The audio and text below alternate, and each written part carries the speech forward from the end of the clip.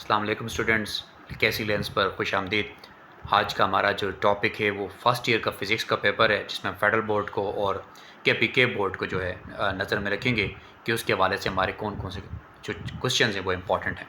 तो आज सबसे पहले हम ये देखने जा रहे हैं कि इसमें हमारे पास चैप्टर्स कौन कौन से हैं। हमारे पास आप देखें तो इसमें 10 चैप्टर्स हैं और मैं समझता हूँ कि अगर आप इन 10 चैप्टर्स में से जो मैं चैप्टर्स बताने जा रहा हूँ, 7 चैप्टर्स मोस्ट इंपॉर्टेंट हैं, वो आप कर लें। फिर हम हर चैप्टर के हवाले से ये देखेंगे कि इसमें से कौन कौन से क्वेश्चंस इंपॉर्टेंट हैं, वो भी मैं आपको बताने लगा हूँ। आप मेरी जो राय है, नाक़िस राय है, उसमें अगर आप पहला चैप्टर छोड़ दें, जो मैं 7 चैप्टर्स की मैं बात करने जा रहा हूँ, उसके बाद आप चैप्टर यहाँ से छोड़ सकते हैं। वेव्स वाला चैप्टर आप छोड़ सकते हैं। जो स्टूडेंट चाहते हैं ना कि हमारे पास इतना टाइम नहीं, हमने इतनी तैयारी नहीं की हुई, तो वो ये चैप्टर्स छोड़ सकते हैं जी 2। उसके बाद वो चैप्टर छोड़ सकते हैं भाई वर्क एंड एनर्जी, यानी ये 3 चैप्टर्स वो छोड़ सकते हैं। लेकिन जो स्टूडेंट चाहते हैं कि हमने मुकम्मल तैयारी करनी है या हमें ओवरऑल व्यू दिया जाए, तो मैं ओवरऑल व्यू देने जा रहा हूँ। आप देखिएगा, जो पहला चैप्टर है इसमें हमारे पास 2 जो डेफिनेशन है ना, रेडियन स्टीरेडियन, ये दोनों बहुत ज़्यादा इंपॉर्टेंट है। इसके बाद आप देखिए इसमें डायमेंशन वाला टॉपिक है जी, वो बहुत ज़्यादा इंपॉर्टेंट है। और अनसर्टेनिटी, यानी अनसर्टेनिटीज़, डायमेंशन, रेडियन और स्टीरेडियन, ये 3 टॉपिक्स हैं, इनको अगर आपने देखना है। उसके बाद आप आ जाइएगा इसकी एक्सरसाइज के ऊपर। इसकी जब आप एक्सरसाइज पे आएंगे, ये 2 एग्जांपल्स भी जी बहुत ज़्यादा इंपॉर्टेंट है, 1.6 और 1.7, ये दोनों भी अच्छे तरीके से कर लीजिएगा स्टूडेंट्स। उसके बाद आप आ जाएँ कॉन्सेप्चुअल क्वेश्चंस के ऊपर। तो कॉन्सेप्चुअल क्वेश्चन जो यहाँ बुक में आपको मार्क है ना, इसका क्वेश्चन नंबर 2 है, क्वेश्चन नंबर 4, 5, 7 और 9, ये मोस्ट इंपॉर्टेंट है। बाकी क्वेश्चंस कोई करना चाहता है तो उसकी अपनी मर्जी, लेकिन ये मोस्ट इंपॉर्टेंट क्वेश्चन है। इस तरह आप न्यूमेरिकल क्वेश्चंस पे आ जाएँ, तो मैं समझता हूँ क्वेश्चन नंबर 5, 6 और 7 यही कर लें तो आपका पहला चैप्टर कवर हो जाता है। जब हम दूसरे चैप्टर्स पे आते हैं जो कि वेक्टर्स एंड इक्विलिब्रियम से रिलेटेड है, इसमें हमारे पास जो लॉन्ग के लिए टॉपिक इंपॉर्टेंट वो है जी addition of factors by rectangular components. ठीक है स्टूडेंट्स, इसके बाद आप आ जाएँ चैप्टर में, हमारे पास ये शॉर्ट में अक्सर आ सकते हैं, स्केलर प्रोडक्ट क्या हैं जी, वेक्टर प्रोडक्ट्स क्या हैं, ये टॉपिक भी अक्सर आ जाता होता है। और फिर आप इसकी एक्सरसाइज पे आ जाएँ।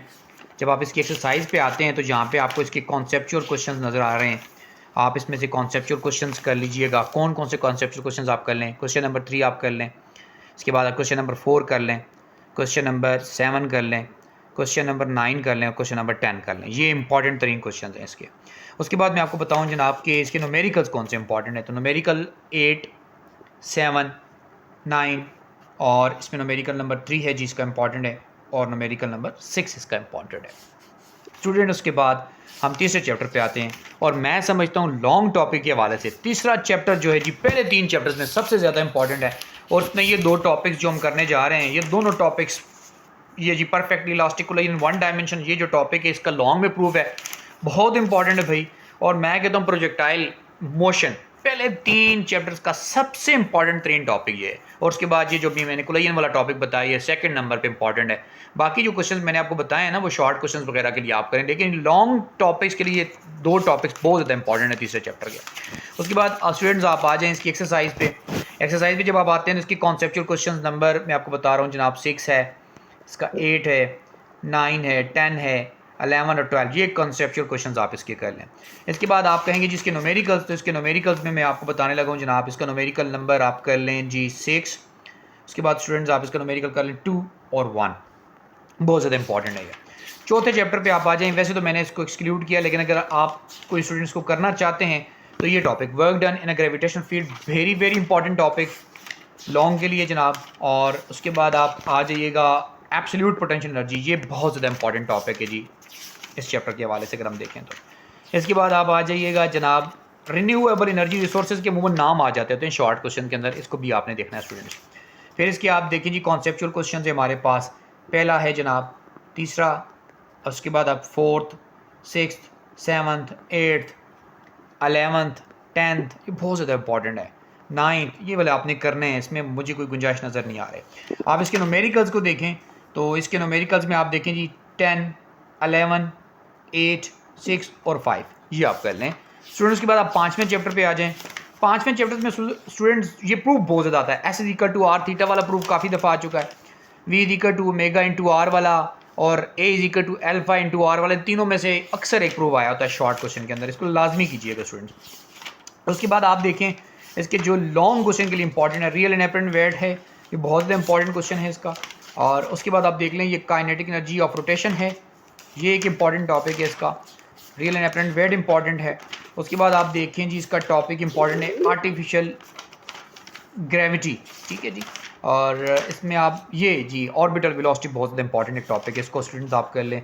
और जियो स्टेशनरी ऑर्बिट्स के हवाले से अमूमन एक शॉर्ट क्वेश्चन आ जाता होता है। कॉन्सेप्चुअल क्वेश्चंस में आए तो क्वेश्चन 2, क्वेश्चन 4, क्वेश्चन 5, क्वेश्चन 8, 9 और 10 कर लीजिएगा।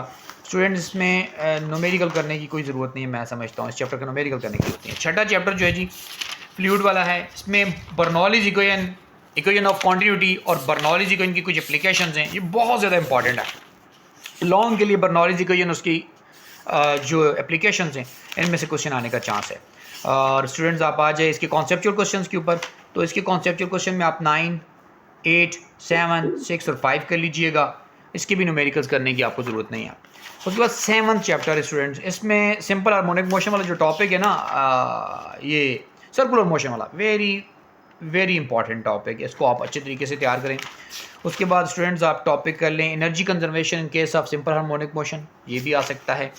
और इसमें आप आगे आ जाइएगा तो इसमें शॉर्ट में शार्पनेस ऑफ रेजोनेंस आ जाता होता है अक्सर शॉर्ट में, ठीक है। और इसकी कॉन्सेप्चुअल क्वेश्चंस आप देखें तो 7 है, 8 है, 4 है, 5 है और 10 है। और स्टूडेंट्स इसके न्यूमेरिकल आप देखें तो 7, 5, 4 और 3, 10 भी कर लीजिएगा। 8 चैप्टर में आप स्टूडेंट्स आ जाएं लैपलेस करेक्शन वाला, और इसमें हमारे पास जो असल टॉपिक है ना स्पीड ऑफ अ साउंड है, ये बहुत ज़्यादा इंपॉर्टेंट, लैपलेस करेक्शन भी इसका हिस्सा है, ये आप ज़रूर करें। उसके बाद स्टूडेंट्स बीट्स वाला टॉपिक बहुत ज़्यादा इंपॉर्टेंट है स्टूडेंट्स, ये आप करें।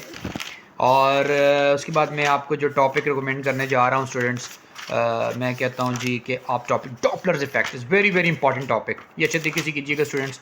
उसके बाद आपको मैं फिर इसके कुछ कॉन्सेप्चुअल क्वेश्चंस बताने लगा हूँ जी। क्वेश्चन नंबर 5, 6, 8, 9, 10 और 11 है जी, इसके न्यूमेरिकल्स करने की आपको ज़रूरत नहीं है स्टूडेंट्स।